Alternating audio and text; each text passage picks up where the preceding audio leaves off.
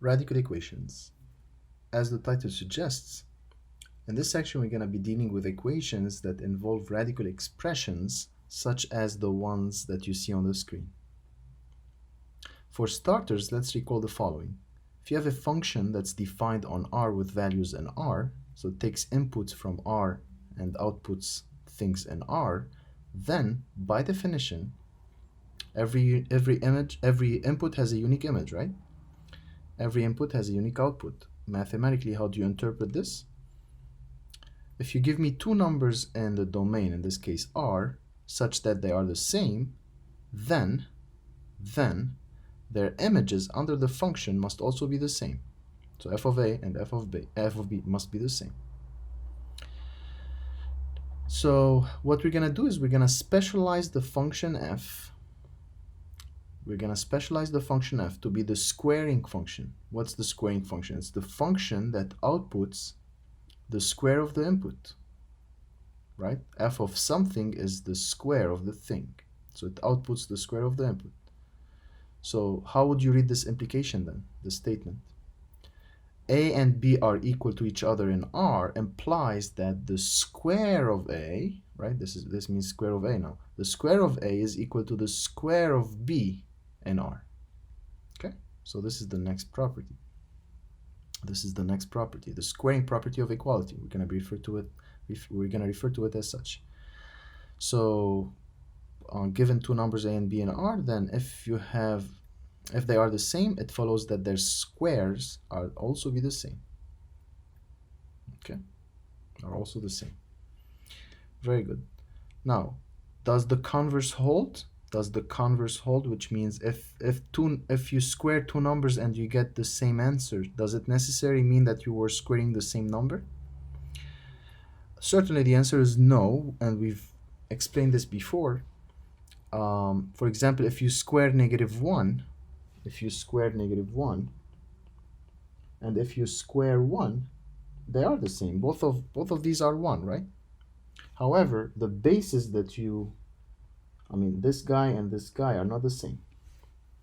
One is -1, one is 1, correct? So it may happen that if you square two numbers, you get the same answer, yet these two numbers that you started with are not the same. So as such, the converse, this implication doesn't hold in general, right? This is the comment that's mentioned here. Make sense? All right. As such, if we apply the squaring function, so if we apply this squaring property of equality, this property here, if we apply it, we may lose information once we transition from this side to this side. And what do we do from this side to this side? We apply the squaring function, right? So we may lose information from once we transition from here to here, because we may not get an equivalent statement. Okay. For example, if we start with, let me zoom in a little bit. If we start with the equation x equals 3, and we square that, we square each side of the equation, which means I'm applying this principle. We get x squared equals 3 squared, which is 9. Yes? 3 squared is 9. So look, what's the solution set of this guy? The solution set is simply the singleton 3, right? That's the only guy that solves this equation. How about this? What's the solution set of this equation? Well, 3 is certainly one of them. And since I'm squaring the opposite of that guy, because remember, the sign is absorbed by taken even power, right? So -3 is going to also do the job. Correct? -3 is going to also do the job. So what does it mean? This guy has this as a solution set. This equation has this set as a solution set. Are they the same? Certainly not. One is this, one is a singleton, one is a doubleton. So they're not the same. It's just an implication. They're not equivalent. They're not equivalent because the solution sets are not the same. So it's a one-way street, left-to-right implication, which means every solution here is also a solution here. Right? 3 is a solution here, which is also a solution here. but the converse is not true. Minus 3, for instance, minus 3 is a solution to this equation, but it's not a solution to this equation. Make sense? There is one, there is a benefit to this. You're gonna tell me, oh, we don't pass to an equivalent equation. We may not be interested in such a process. The idea is as follows. If you square, even though you don't pass to an equivalent equation, but what the story is telling you is the following. Every solution here is a solution here, which means if this guy has a solution, it's gonna be here, right? So one more time. Every solution here is also a solution here. So among these two, look at this, among these two, the solution of this is gonna live here. Either it's none of them, which means this guy doesn't have a solution, or it's one of them, or it's at best it's both. When it's both, we get equivalence, right? So that's the good news. I mean, in the sense that every solution here lives here. If a solution to this equation exists, it's gonna be one of these two guys. So you don't have to check you don't have to look elsewhere. You just check these two. Whichever works is gonna be a solution to this. Okay, so it minimizes the amount of numbers that you need to check. Make sense? Certainly this is like a very trivial problem, but you're gonna realize its importance once we see more sophisticated problems. Okay, but keep this in mind. Once you square, you don't get genuine solution. I'm gonna call them proposed solutions, which means I need to check each one by hand if they're gonna verify my initial equation, my original equation. Okay, and if they don't, I'm gonna throw away the one that doesn't, and I'm gonna keep and accept it as a genuine solution for the original equation, the one that does. Okay, so this is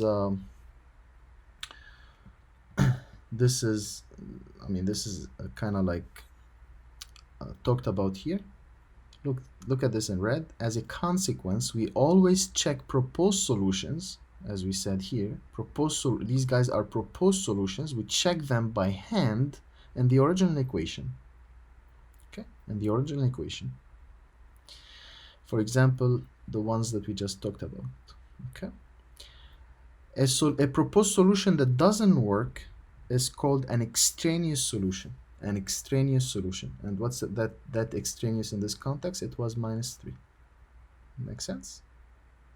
All right. Let's look at this example. All these problems are on pages 749 through 750. Let's do number 2. So I have the square root of 5x minus 1 equals 8, and the question is to solve. Solve in the sense, find all the solution set. Find all the solutions, or find the solution set. Correct? All right, so, well, it's pretty hard to kind of like realize what the solution here, except if we try to get rid of this umbrella. And how do we undo the action of taking the square root?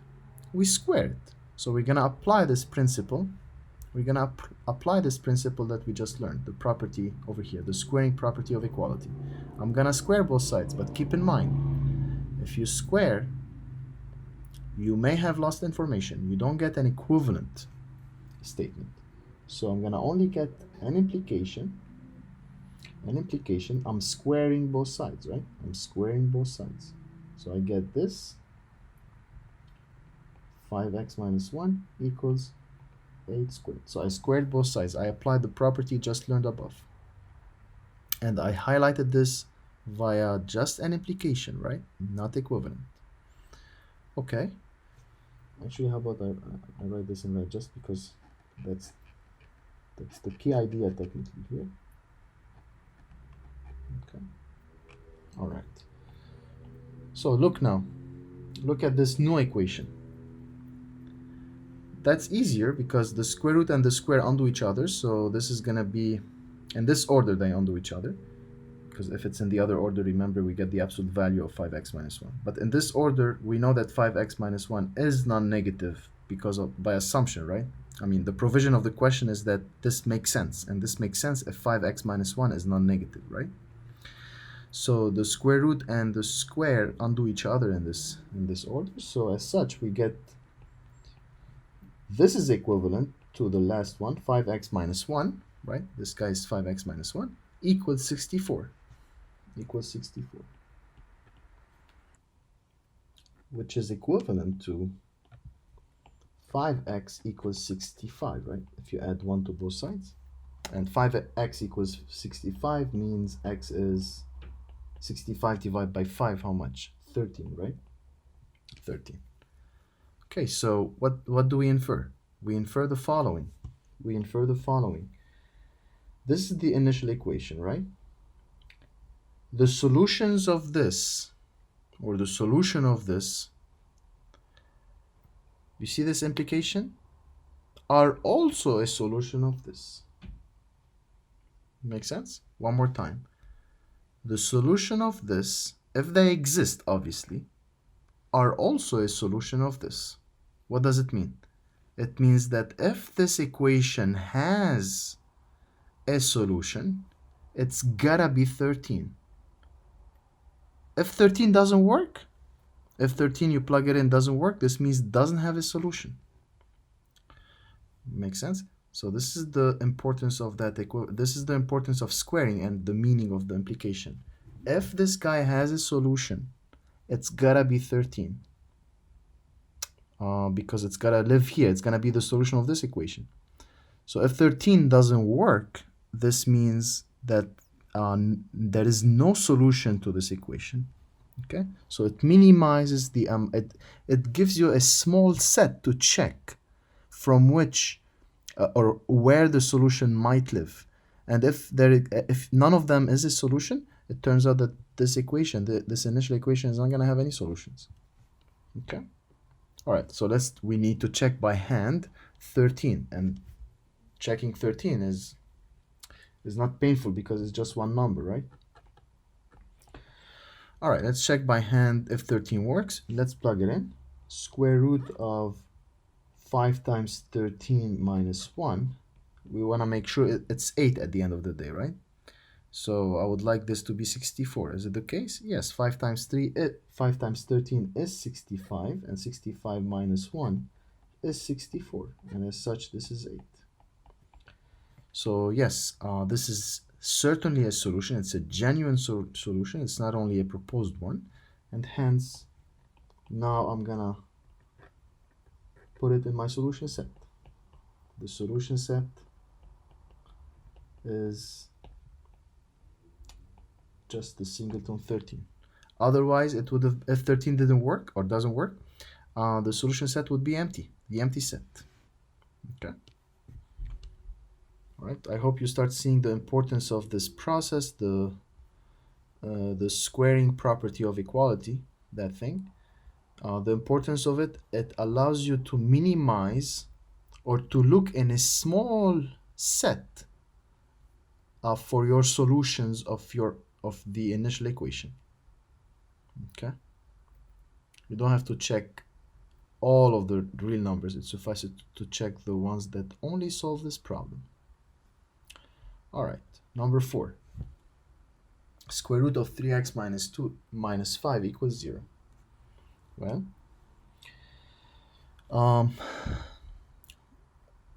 how about taking the 5 to the other side? Because look, if you don't take the 5 and you square immediately, what would you get? How about we go through the pain of this before we actually do it the better way? How about we square both sides immediately? And squaring both sides amounts to writing certainly an implication, right? And getting this. Correct? And then this looks like the square of a difference. Something minus something else, and I'm squaring that difference, right? Do we have a property that handles such a thing, such a situation? Yes, we do. We do have the square of a minus b. If you don't remember it, you can always manufacture it again, right? Re-establish it. A minus b squared is a minus b times a minus b. If you do it, this is simply a squared minus 2ab plus b squared. All right. So let's apply this immediately here. What do we get? Let me just fix this a little bit. So what do we get? We get what? The square of the first guy, which is 3x minus 2, right? The square root square would be the radicand 3x minus 2. This is this guy, a squared, minus the middle piece, 2 times a times b. This would be a, right? This is my a, and this is my b. Let me highlight it for you. So this is my a, and this is my b, right? One more time. This looks like a minus b squared. The square of a minus b. It's a squared, so it's this guy squared, so 3x minus 2, minus 2 times a times b. And what's 2 times a times b is 10 times the square root, right? 2 times 5. 2 times 5 is 10 times the square root of 3x minus 2. And lastly, plus the square of b, and b is 5, so plus 25 equals 0. And look at this. Look at this equation and contrast it with this original equation, the black one and this brown one. I mean, I did not lose the umbrella. I mean, the essence of the essence of squaring is to undo the action of the umbrella. I don't like the umbrella, like in the previous one, the previous context. Once we squared, no more umbrella at the end, right? And then it became a linear equation, one variable, which is easy to handle. Over here, I squared, I still retain the umbrella. I still have an umbrella, and even with a more complicated equation than the initial one. So even though I can keep going, but this isn't, I mean, this is not looking good, let's say, right? This is not looking good because I cranked up the level of difficulty in some sense, right? I didn't eliminate the umbrella. I did not reduce the level of difficulty of the problem like I did over here, correct? So I'm not gonna pursue it this way. I'm not gonna pursue it this way because, as I said, this is not looking good. So let me erase that. And let's do it slightly differently. How do we do it in a different way, yet effective? How about, I mean, this is reminiscent to this if you move the 5 to the other side, right?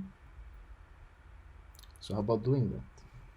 So this is the same as the square root of 3x minus 2 equals to 5. All right, this looks very much the same as this. So I'm gonna pursue the same way I did before. And that thing is, I'm gonna square both sides, and here certainly I have an implication, right? I'm getting another equation which may not be equivalent. That's my point. Which may not be equivalent. And if you square, you get 3x minus 2 equals 25, right? If you square this side, you get 3x minus 2. If you square this side, you get 25, because the square and the square root, as we said here, they undo each other. So we get this. And let's solve for x. Let's solve for x. 3x minus 2 is 25, which means 3x is 27, right?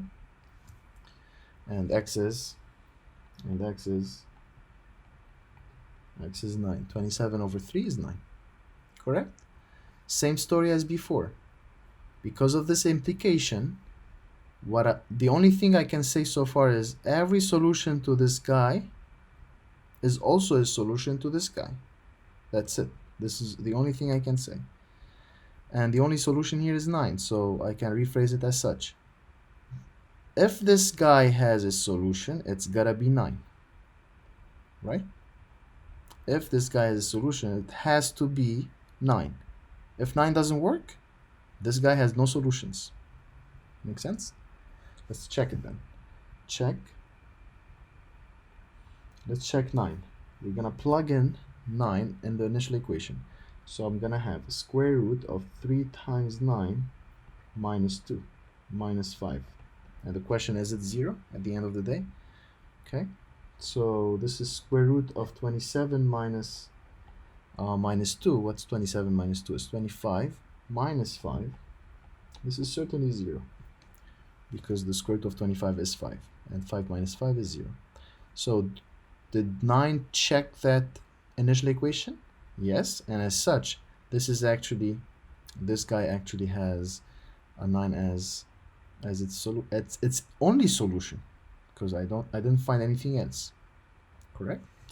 So you don't have to look elsewhere. The only guy that you need to check is 9. If it works, it's a solution, and it will be the only solution. And if it doesn't work, this guy has no solutions. All right. So therefore, the solution set is simply the singleton 9, right? Next, number 6. Square root of 2x plus 5 plus 11 equals 6. All right. How are we going to handle this? Well, we said before, if you square at this point, I'm going to still carry that square root after squaring. And this is not what I want. How about I take the 11 to the other side and check? And kind of put it in the context of, it would be very close to this equation, right? Let's do so. So if you take the 11 to the other side, we get square root of 2x plus 5 equals negative 5. Am I correct? Because 6 minus 11 is negative 5. Okay, so we got that. Let's pretend we don't see anything at this point. Let's keep going, as we used to do. So let's apply the squaring function to both sides, or the property just talked about above. You get an implication, right? You get an implication. And if you apply that squaring function to both sides, you get the square of this, which means 2x plus 5,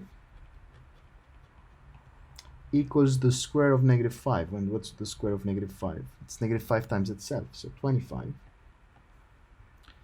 All right, and this is 2x equals 20, which means x is 10, right? Correct? So one more time, what can we say at this point?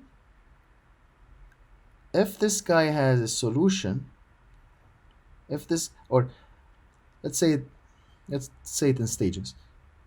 Every solution here is also a solution here, right? This is what this implication is telling me. Every solution here is also a solution here. I'm interested about the solutions of this one, of this equation. Well, what this tells me is that every solution of this is gonna be here. Who's that? It's 10, right? So if this guy has a solution, it's gotta be 10. It's a one-way street. It's gotta be 10. Which means check 10. If 10 doesn't work, unfortunately, this is not gonna have any solutions. Okay, so let's check 10. So let's check 10. Square root of 2 times 10 plus 5 plus 11. And I'm questioning, is this 6? Is this 6? Well, this is the square root of 25, right? 2 times 10 is 20, plus 5 is 25, plus 11. And what's square root of 25? It's 5 plus 11, 16. So I don't get the 6. I don't get the right-hand side of this initial equation, which means x equals 10 doesn't work for this. It doesn't solve this problem. So do I need to check somewhere else? Do I need to check other numbers other than 10? No, because what we said, every solution of this must be here. So which means the only solution of this, if this guy has a solution, it's gotta be 10. But it turns out that 10 doesn't work. As such, this guy doesn't even have a solution. Right? This is what the process tells me. This guy doesn't even have a solution because the only candidate was 10. And 10 doesn't work. As such, I have no solutions for this one. Does it make sense? So the solution set is the empty set. So thus, the solution set is the empty set. And we have two notations for the empty set, either like this or the Greek letter phi. Remember the Greek letter phi. Okay. So one of these two notation is the notation of the empty set. You choose. All right. Well, another perspective. This is correct, no question. Another perspective. Look at this. We could have seen that result at this point. We could have seen that result at this point. Look at this. Look at this here. See this one? Well, the left-hand side, square root of anything, if it exists, this guy better be non-negative, right? So this left-hand side for sure is non-negative when it exists. So this is at least 0. This guy is bigger than or equal to 0 all the time, right? When it exists. And you want to match it to -5. There's no way this guy gets to -5 for any x, right? The worst it gets to is 0, right? This guy is always 0 or more. So how am I supposed to match it to -5? Am I going to be able to? As such, the solution set is empty. Does it make sense? So you didn't need to go through the process, these steps. It could have been visible at this stage. Okay? All right. Another one. Let's go to number 10. Square root of 2x plus 1 equals x minus 7.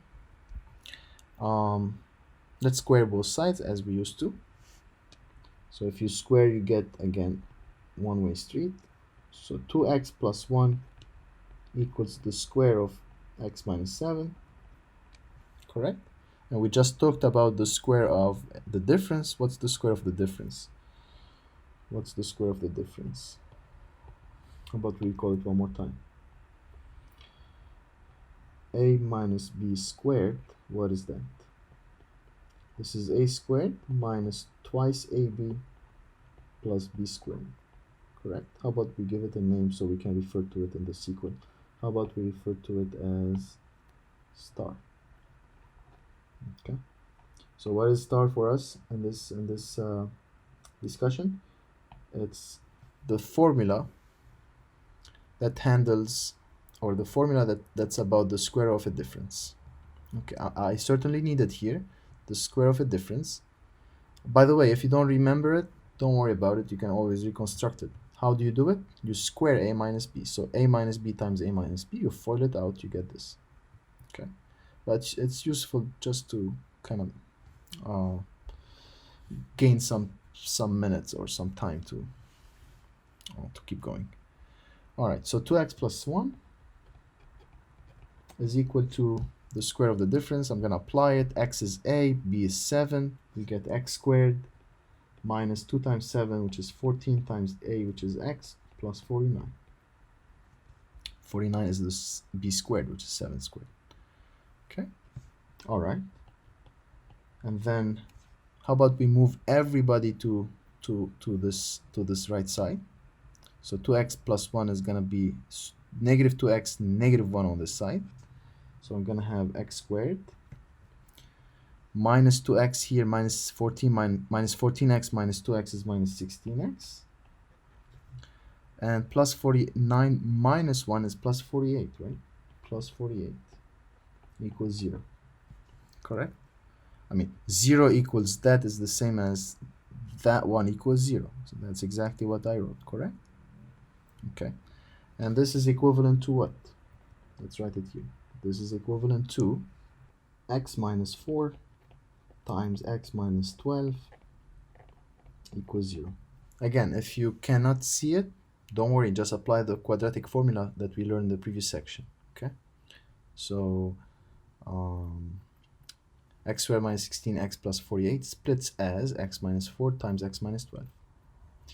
Very good. And this means, by the zero factor property, this means that x must be 4 or x must be 12, right? Agree? either this guy, it's a product of two things, it's a product of two things, and it's equal to 0. This means at least one of them is 0. So either x minus 4 is 0, which means x is 4, or x minus 12 is 0, which means x is 12. Correct? And now look at the whole picture.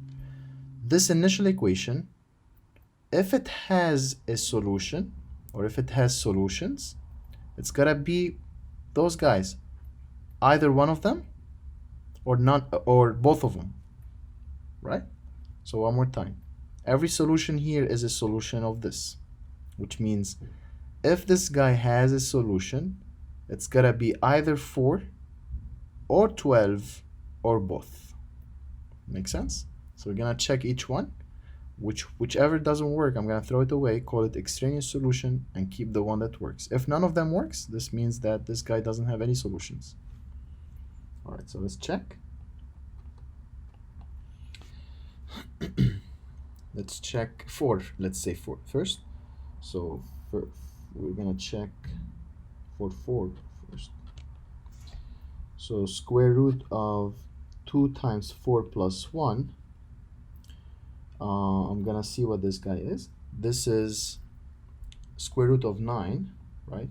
Square root of 8 plus 1, so 9, which is 3. And the question, is it the same as x minus 7? Your x is 4 in this context. So is it the same as 4 minus 7? This is minus 3, right? So they're not the same. So they are not the same. As such, 4 is not a solution. Makes sense? 4 is not a solution. The other one, how about the other one, which is 4x equals 12? This is going to be the square root of 2 times 12, so 2 times 12 plus 1. And what's 2 times 12? It's 24. 24 plus 1 is 25. So this is square root of 25, which is simply 5, right? All right. And the question, is it the same as the right-hand side? What's the right-hand side? X minus 7. Plug in that x, which was 12, right? Is it the same as 12 minus 7? Yes, they are the same. Oops, sorry, 12 minus 7. Yes, they are the same. So this is a yes. And as such, the 12 is a solution, is a genuine solution. The 4 is an extraneous solution. Correct? So therefore,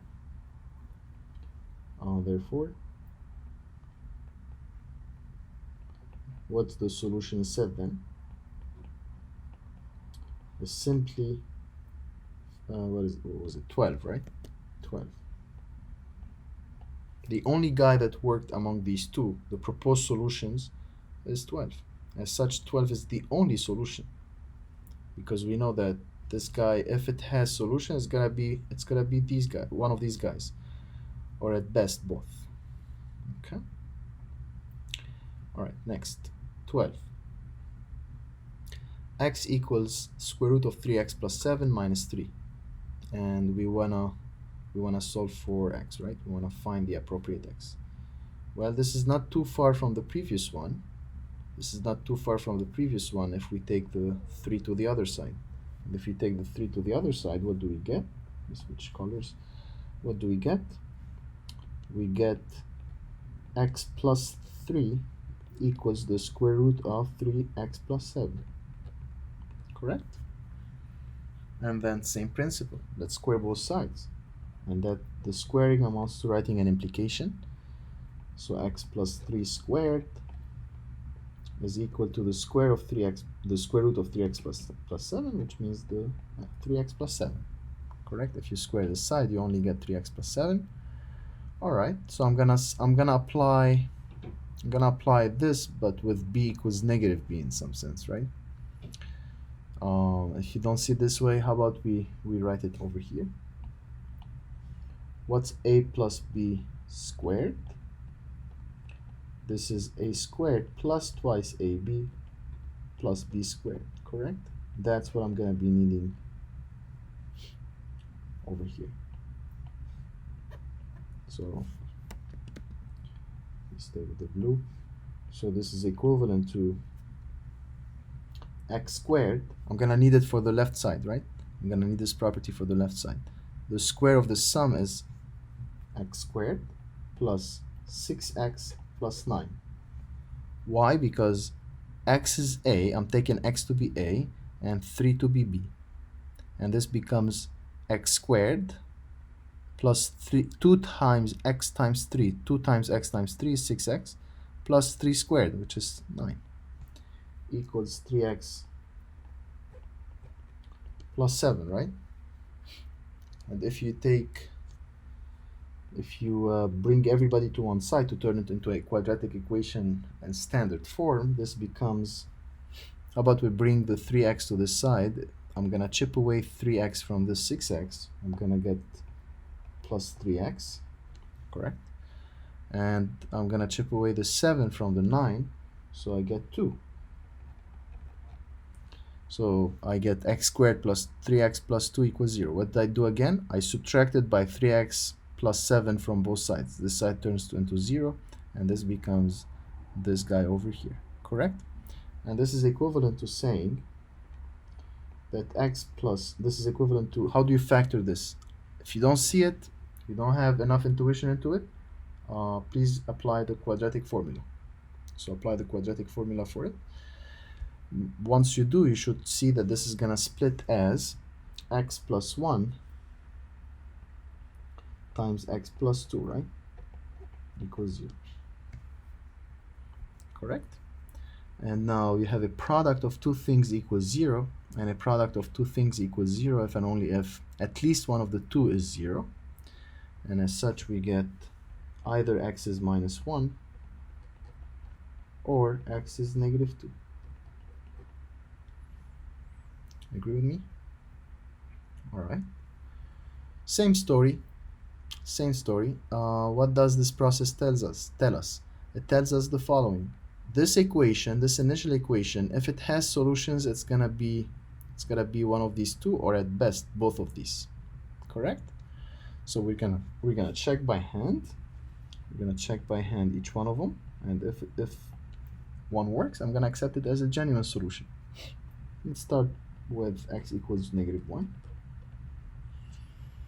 X equals negative 1. Do we get that the two sides are the same? Well, the left hand side is negative 1, right? The left hand side is negative 1. So left hand side is negative 1.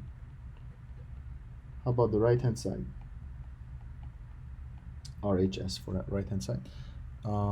This is the square root of 3x plus 7. And what's x? X is negative 1. 3 times negative 1 is negative 3 plus 7 minus the 3 that sits outside. And how much is this? This is 9. This is 4, right? Square root of 4. So this is square root of 4 minus 3, which is 2 minus 3 is negative 1, right? 2 minus 3 is, because square root of 4 is 2. 2 minus 3 is negative 1. Agree? So right hand side and left hand side match. Both of them are negative 1 when x is negative 1. So negative 1 is a genuine solution. This is a genuine solution. Let's check for x equals negative 2. For x equals negative 2, well, the left hand side is negative 2 because it's x. And the right hand side is equal to square root of 3 times negative 2. 3 times negative 2, which is how much? Negative 6, am I correct? So one more time, x is negative 2. 3 times negative 2 is minus 6 plus 7 minus 3. Okay. All right, and this is what? What's negative 6 plus 7? Is 1. Square root of 1 is 1. 1 minus 3. This is negative 2. That also works. Left hand side and right hand side, both of them match when x is negative 2. So in this case, negative 2 also is going to be a genuine solution. So at the end of the day, this equation and this compound equation, this one, they have the same solutions. In fact, this is an equivalent in this case. Okay? But we didn't know it except when we checked it, in some sense. Okay, we could have, but I'm not going to explain that path. Okay. All right, so So at the end, therefore, the solution set is the doubleton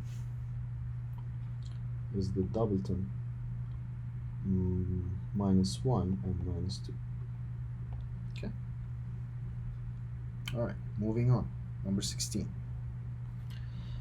I have square root of 6x plus 1 plus 2 equals square root of 5x plus 3. All right. It's inviting to square both sides, and it's gotta look good after you square both sides because both of them have umbrellas, right? So, but don't forget, we get an implication when you apply the squaring function to both sides. You're gonna get 6x plus 2 equals 5x plus 3. What did we do here? We squared both sides. We applied the squaring function. We applied the squaring function, right? Let's say it this way.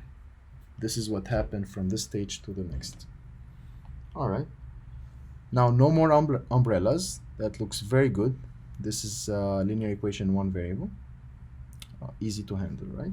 So we decrease the level of difficulty of the problem to this point. 6x plus 2 equals 5x plus 3. If you bring all the x's together, which means let's say you chip away 5x from both sides, you get x. And if you chip away 2 from both sides to lose the 2 from this guy, you get that x is 1. Makes sense? So x is equal to 1. What does it mean? It means that if this initial equation, the black equation, if it has a solution, it's gonna be 1. So let's check 1. Let's check 1. Plug it in. Left-hand side gives us the square root of 6 plus 2 because x is 1, which is square root of 8, right? Which is square root of 8. One more time. If x is 1, 6 times 1 is 6 plus 2 is 8. So we get this. Sure, we can simplify this. This is 2 square root of 2. Let's keep it for the moment. The point is not to simplify them. The point is to actually see if they match. How about the right-hand side with this x equals 1? Right-hand side in this case, square root of 5 times 1, which is 5, plus 3, and certainly 5 plus 3 is 8. Correct? So right-hand side is this much, left-hand side is the same value, square root of 8. As such, both of them match when x is 1. So what can we infer? The only solution for this is 1. Correct? So along the way, actually, we had an implication, but this turns out to be an equivalence. But again, we didn't know a priori, except when we checked. All right, so the solution set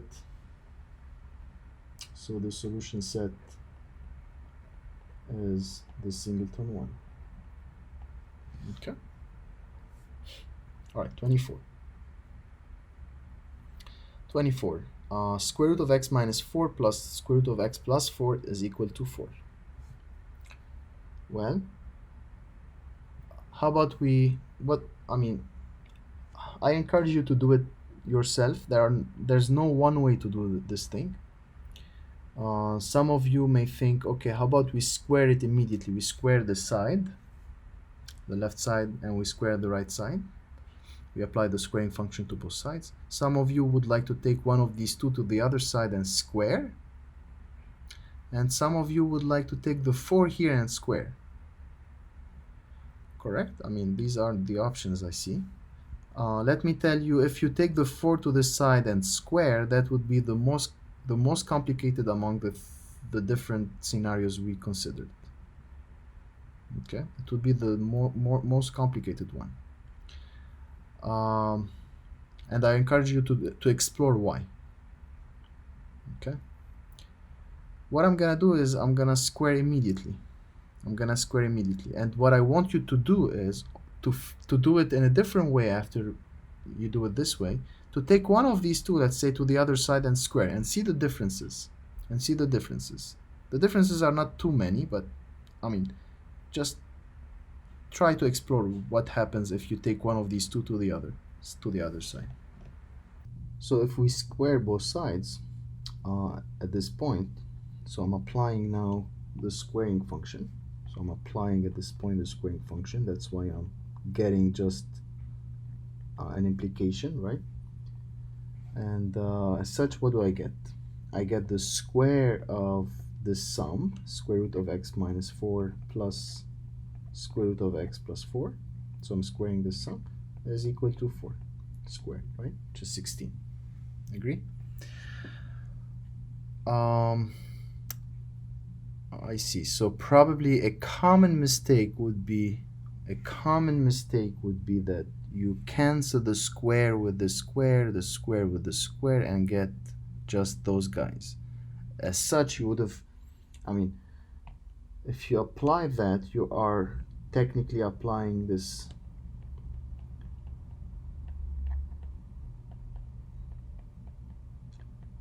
If you apply what I just said, you are applying this, and this is this true? Meaning, if you let the square and this square root talk to one another, and this square and this square root talk to one another, and call it a day, you are applying this. But is this true? Well, this is certainly not true. Look, you can take real numbers and find that this side and this side. Take a and b. Okay, how about you take a to be 3 and b to be 4, okay? 3 plus 4 squared is 7 squared, so this is 49. How about this? 3 squared plus 4 squared, so this is 9 plus 16 is 25. So 49 is definitely not 25. So certainly this is not a true statement. And it's not a true statement. I hope you remember we just talked about it. The square of a sum, it's not just these two guys, because what we're talking about are these two guys. You're missing this middle piece, which is twice the product, correct? You're missing this piece. So this is not true, but what is true is this, plus twice the product of a and b. Do you agree now? So please don't do this mistake. Don't I mean, I agree, it's tempting to kind of like clean it up, but unfortunately it doesn't come out as clean as you might hope. You're missing this guy. Okay, so let's apply this principle over here. So let's apply this principle over here. This would be equivalent. What should I call this guy? How about asterisk for this? So I'm using asterisk here. Let's figure out who's a and who's b. How about we call this guy A and we call this guy B? This would be, with this dictionary, the setup now becomes this setup, right? It would be the square of A plus B. Okay. And we have the formula. I'm gonna apply it. So it's the square of A. So it's the square of x minus 4. And what's the square of, sorry, the square of the square root of x minus 4. And what's the square of the square root of x minus 4 is x minus 4. So this would be the square of A plus B squared plus B squared. And what's the square of this B? The square of the square root is the radicand, so x plus 4, plus twice AB, 2 times AB, square root of x minus 4 times square root of x plus 4. Do you agree? Equals 16. Make sense? It looks like, oh, we're getting a more complicated equation. Let me convince you that this is not the case. Well, what's the number of umbrellas we have here in the initial equation? We had 2 umbrellas, right? Separated by addition. So 2 umbrellas. There's no way I can condense, right? Because it's addition. Over here, how many umbrellas do I have? It looks like I have 2. However, what's the language between the two? What's the operation? It's multiplication. It's multiplication, and square root commutes with multiplication, in the sense that this is the same as the square root of the product of these guys, x minus 4 and x plus 4. That's what I mean by commute, right? The square root of the product is the product of the square root. So the timing doesn't make a difference whether you take multiplication first before the square root or you take multiplication after you take the square root. It is a big difference if you take the sum before or after taking the square root, right? So this is one umbrella then. So this is one umbrella. What do we mean? We reduce the number of umbrellas in my equation by 1, which is good news, right? I mean, I decrease the level of difficulty. That's my point. That's the whole point. 2 umbrellas down to 1 now. Makes sense? So it looks like if I do it one more time, if I manage to do one more time, I'm gonna ultimately eliminate this umbrella. Okay. All right. So let's clean up before we square. Let's clean up. So here we have x minus 4, x minus 4 plus x plus 4. What's x minus 4 plus x plus 4? This is 2x. The minus 4 plus 4 is 0, right? Plus 2 times that square root that we just talked about, that square root. And this is a product between two first degree polynomials, x minus 4 and x plus 4. Let's FOIL it out. Let's FOIL it out. You can FOIL it, or you can use an older result. This looks like a minus b times a plus b, right? So this is the product is going to be the difference of the squares. So that's going to be then x squared minus 16. Agree with that? Because of the property a minus b times a plus b is equal to a squared minus b squared. Am I correct? That's the formula I alluded to. A minus b times a plus b is a squared minus b squared. What's a squared? It's x squared. What's b squared? It's 4 squared, which is 16. So I get this. Okay. All right. And this is gonna be equal to 16. It's gonna be equal to the 16, right? All right. So as I mentioned, from 2 umbrellas down to 1. That's excellent news.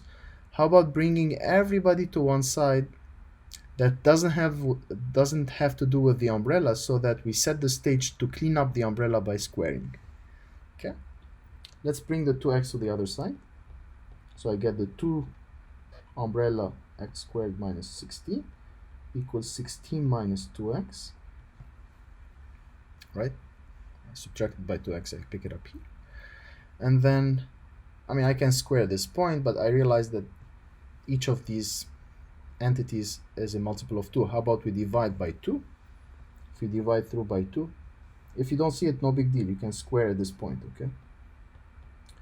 If you divide by 2, 16 divided by 2 is 8, and 2x divided by 2 is x. Okay. So this equation that you see here, which looked complicated probably at first sight, this is actually this equation, which is not too bad. Certainly it's less complicated than this, right? All right, now we're gonna square both sides again to eliminate the last umbrella over here. And if you apply the squaring function over here, you're gonna pick up only an implication, and that side becomes x squared minus 16 equals the square of 8 minus x. Correct? Agree with that?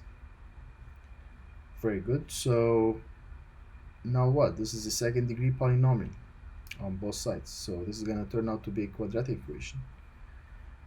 Let's square this difference. And squaring a difference, we have a formula which we labeled, I think, above. This is the star property. The star property, I'm going to apply it.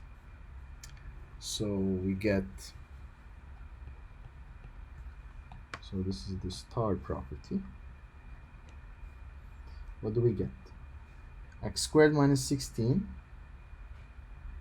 is equal to the square of that, which means by star, this means 8 squared, which is 64, minus 2 times a times b. 2 times a is 2 times 8, so 16 times b, which is x, plus the square of x, plus this. Oh, this is not even a quadratic equation. This is a linear equation, because look, if you subtract by x squared, this guy and this guy are gonna cancel each other. So no more x squared. All right, so this is even simpler than I expected. And then we get what? We get, let me write it one more time, minus 16 equals 64 minus 16x. Here I subtracted by x squared from both sides, no more x squared. And then how about we subtract by 64 from both sides? How about we subtract by 64 from both sides? Negative 16 minus 64 is negative 80. X equals negative 16x. Oh, sorry.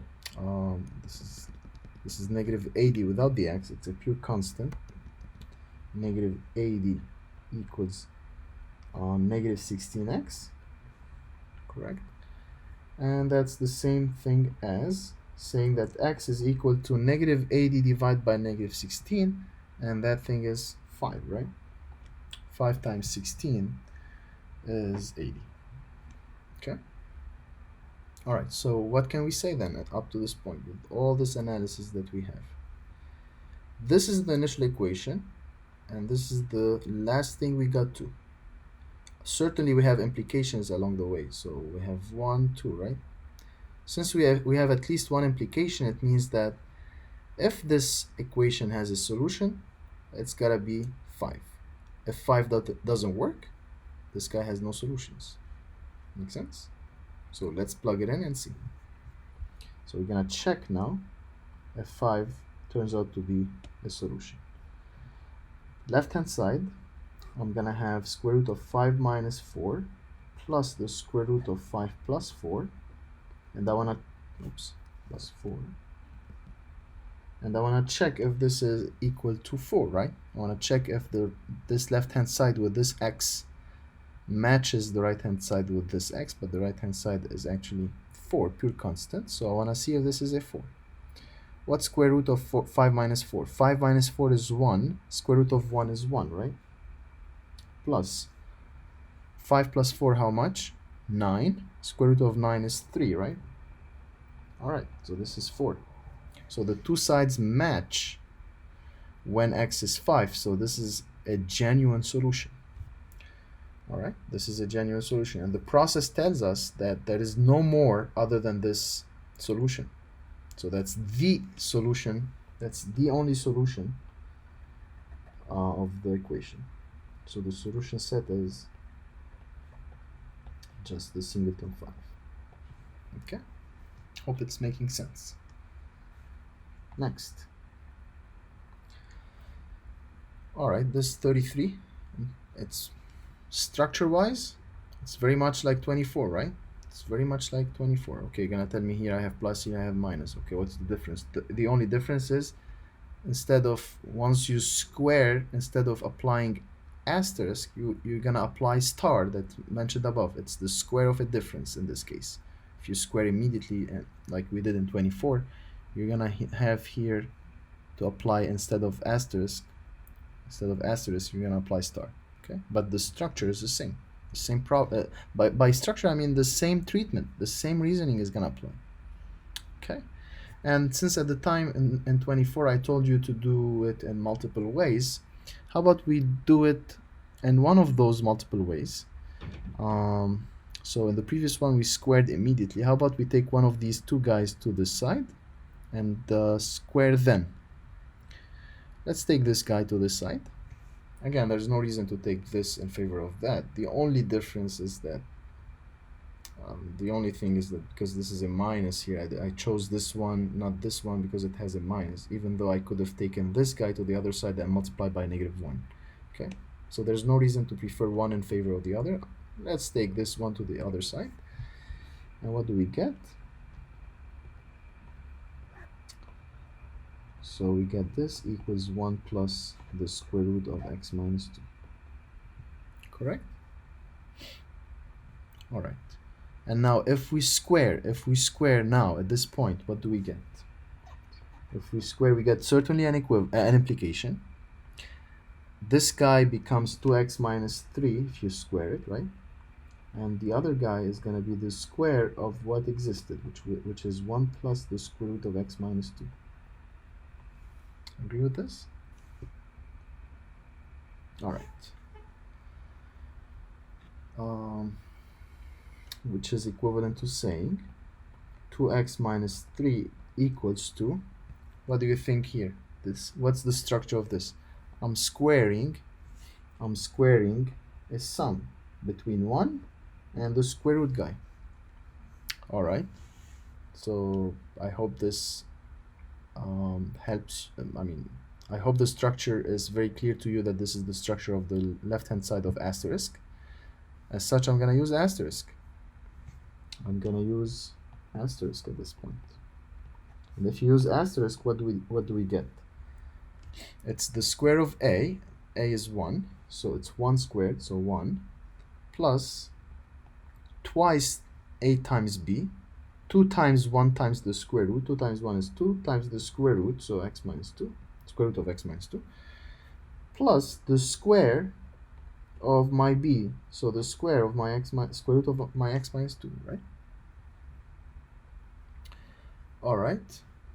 And the square root with the square back to back, in this order, they undo each other, right? In a clean fashion. In a clean fashion, we get 2x minus 3 equals 1 plus 2 square root of x minus 2 plus x minus 2. Agree? All right. Let's take a moment to observe to realize where we are. From an equation with 2 umbrellas down to an equation with 1 umbrella. So did we improve our situation or did we get closer to the solution? Did we improve it? Did we improve the position? Yes, we did, because we're down to just 1 umbrella, like we used to do here, right? Like we did here. When we kept them on the same side,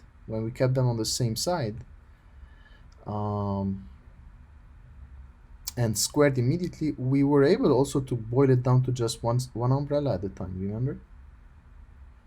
So this is why I said the differences are not that much between the two approaches. Okay. All right, let's clean up.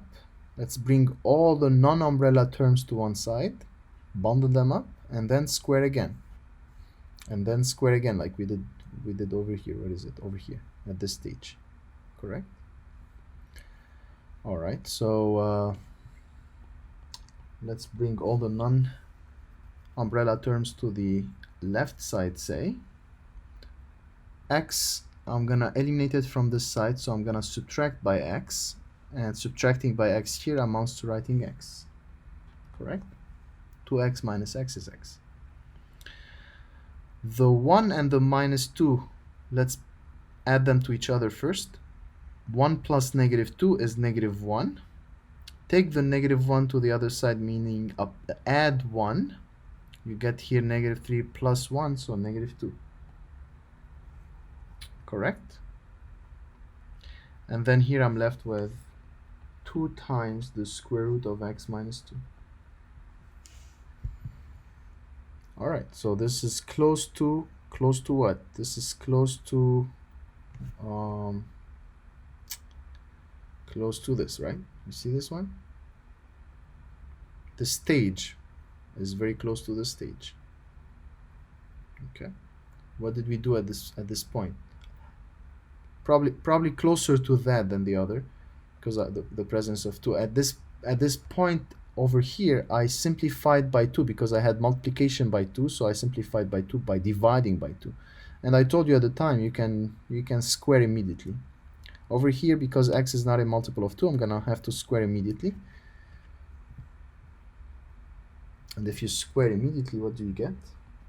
You get an implication as usual. X minus 2 squared equals the square of this guy, right? The square of this product. So the square of the product is the product of the squares. So it's the 2 squared, so 4, times the square root squared, which means just the radicand, x minus 2. One more time. What did we do at this stage? We applied the squaring function, right? That's what we did in this at this point. And we get an implication as usual. You square this guy, you get the square of x minus 2. And then you square this product. You square this product, which means 2 times square root of x minus 2 times itself. So times 2. 2 times 2 is 4. Square root of x minus 2 times itself is x minus 2. All right, so we're down to this. All right, this is certainly quadratic at this point. Then we get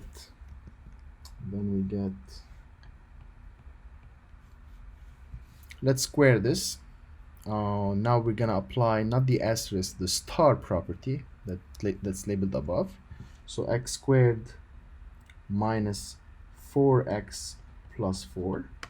One more time, why? This is the left side, why?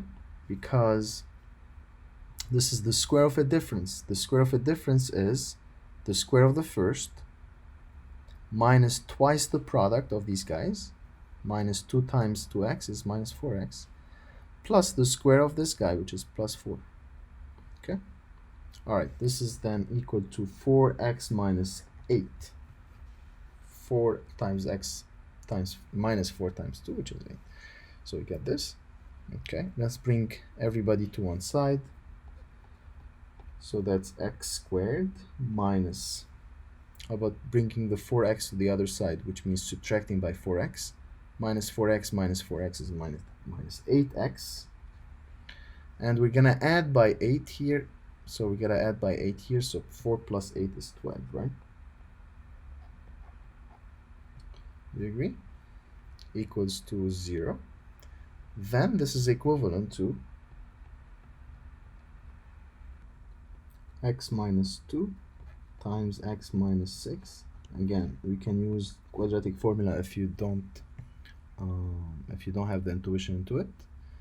And this is the same thing as saying by the zero factor property that x is 2 or x is 6. Correct? X is 2 or x is 6. Because at least one of these two factors must be 0. Either this guy is 0, which means x is 2, or this guy is 0, which means x is 6. Okay?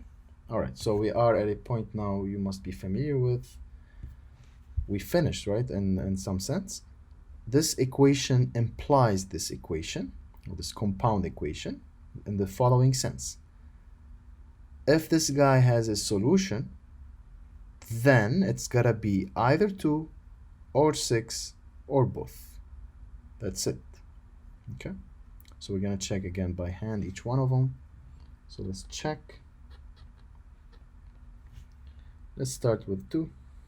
So for x equals 2, let's see what happens. The left-hand side, what can we say about the left-hand side? It's gotta be square root of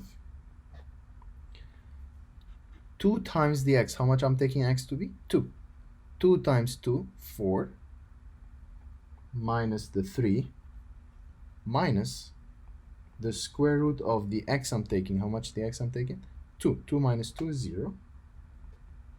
And I would like to see if the answer is gonna be 1, which is the right hand side. Well, 4 minus 3, how much? 4 minus 3, 1. Square root of 1 is 1, right? So that's gonna be 1 minus this guy. What's 2 minus 2? 0. Square root of 0 is how much? Still 0. So 1 minus 0, isn't it 1, the right hand side? Okay, it's still 1, it's the right hand side. So what can we say then? X equals 2 is a genuine solution. It checks my initial one. We're gonna play the same game for 6. For x equals 6. For x equals 6. The left hand side is equal to the square root of, I'm taking x to be 6. 2 times 6, 12, minus 3, minus the other umbrella, which is 6 minus 2. And I would like to check if this is 1, right? I would like to check if this is the right hand side, which is 1. Well, 12 minus 3, how much? 12 minus 3 is 9. Square root of 9 is 3. minus square root of 6 minus 2. What's 6 minus 2? Is 4. Square root of 4 is 2. 3 minus 2 is 1. Okay, this is again the right-hand side. Great, so these two guys then are the solutions of this equation. So in fact, these implications along the way, they were actually equivalences. But again, we didn't know a priori. We know it after the fact in some sense. All right, so long story short, the solution set is the doubleton, in this case 2 and 6. Okay, makes sense,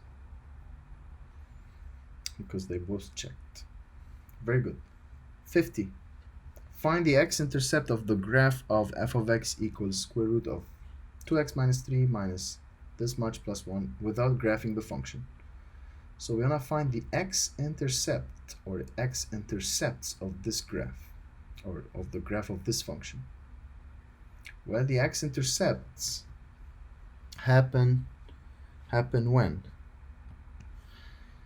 If this is the x-axis, I'm asking when does the function, however it looks, I don't know how it looks, when does it pass the x-axis, right? Well, every point on the graph of the function, as we said, looks like a comma f of a. Am I correct? And since this point belongs to the graph, it has to look like this, a comma f of a. By definition, this is the collection of the points living on the graph. On the other hand, since it lives on the x-axis, the y value must be 0. This value must be 0, correct? So what am I looking at then? So we can say it this way. We want a, real numbers a, with the property that, such that, st for such that, their images under the function is 0, right? F of a is equal to 0. Okay? All right. I know we talked about this before, but I'm just re-emphasizing the construction of why this is what we're looking at. All right, so I'm looking for numbers a such that f of a is equal to 0. Well, f of a is equal to 0 means I'm replacing x by a, say. I just call the variable a. I just call the variable a. You can call it x to keep it x as in here. You get square root of 2a minus 3 minus square root of 2a plus 1 equals 0, right? Correct? And this is the same thing as, so this is certainly a radical equation, right, as we used to do above. To show it to you even better, this is the same as square root of 2a minus 3 minus square root of 2a equals minus 1. Correct? And I hope now you recognize this format. This is not of this format. It's not the same. I'm not saying this is the same equation, but the structure is the same. And isn't the same as the previous one. This one. Correct? Umbrella plus minus another umbrella equals some number. Umbrella plus or minus another umbrella equals some number. Right? Umbrella plus or minus another umbrella equals some number. Same structure. My point is, it's the same treatment. So I'm gonna keep it as an exercise for you to continue this. It's the same thing. We've done a couple of problems like this. Okay. Alright, so you square at this point, or you move one of the guys to the other side and then you square. It's up to you, so I'll leave it as an exercise for you. Alright, take a look here. Discussion. The squaring property of equality mentioned above says that if a is equal to b, then the square of a is equal to the square of b. Correct? How about we reapply it at this point? If you reapply the same property, if you reiterate the same property again at this point, this means the square of a squared, so what's the square of a squared? Is a to the power 4 is equal to the square of b squared which means b to power 4. So we get this new property. Okay, so we reiterate it, we get this. We get that if a is equal to b, the starting point, then the fourth power of a must be equal to the fourth power of b. And it's a one-way street, which means we're gonna still check proposed solutions if we raise to power 4. Make sense? So here's an example. Remember, power 1/4 means the fourth root, right? Remember the notation, the fourth root? Okay. So keep in mind this is another application of the squaring property. A couple of times yields this new property, which says the following: if a is equal to b, then the fourth power of a must equal to the fourth power of b. So keep in mind it's also an implication. All right, let's apply it. Let's apply it here. Well, that's the same thing as saying 2x plus 3 to power 1/4 is equal to 10 minus 7, which is 3, right? What have I done? Isolating the non-umbrella guys, and the 7 is non-umbrella. Pile it up on the other side. 10 minus 7 is 3. We get this. And now I would like to undo the umbrella here, and this umbrella is the fourth root. So I would like to raise it to power 4. So I would like to apply this principle that we just discovered, right?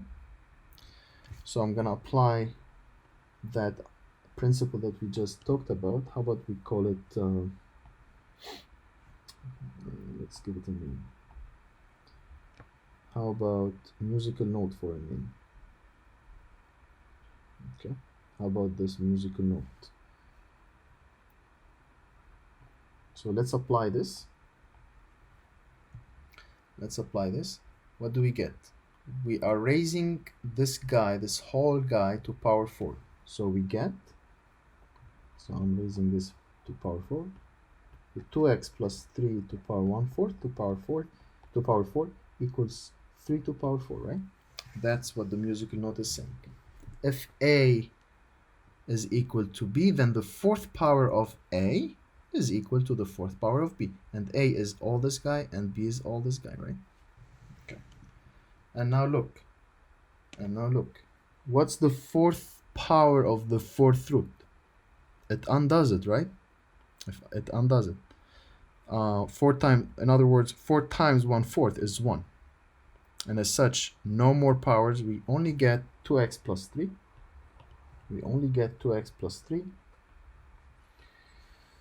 And this is equal to 3 to power 4, and 3 to power 4 is 9 squared, which is 81. Correct? Makes sense? I would like to emphasize again, as I did above, the fourth power of the 1/4 is just the base. But the other way around, if you remember, we get the absolute value of the base. Correct? Remember that from previous section? What I'm saying is the fourth root of a number raised to power 4, this is a, because the assumption is that a is non-negative for this guy to make sense. But the other way around, which means the fourth power being the last operation, this is absolute value of a, right? Remember this? Yeah, the nth root of an in earlier section, this is the absolute value of that radicand a when n is even, and when it's odd you don't have the bars, right? All right, I'll just, in this case it's clean, so, and it's clean because of the assumption. The assumption is that the base is being non-negative to start with, because we're talking about the fourth root of something. The fourth root of something doesn't make sense except if that thing is non-negative. All right, so this is then the same as 2x is equal to 78, which means that x is 78 divided by 2, which is 39. Okay. So at this point, what can we say? If this initial equation is or has a solution, then it's gotta be 39. let's take 39 and check. So let's take 39 and check.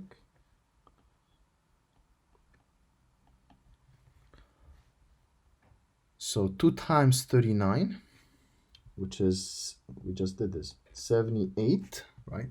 2 times 39 plus 3, and the whole thing is to the power 1/4, plus 7. And I want to check if this turns out to be 10, right? Okay. What's 78 plus 3? 81. 81 to power 1/4.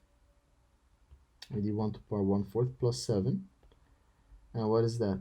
81 to power 1/4. It's the non-negative number, so that if you take it to power 4, you pick up 81. We talked about this. It's 3, right? 3 plus 7, and that's 10.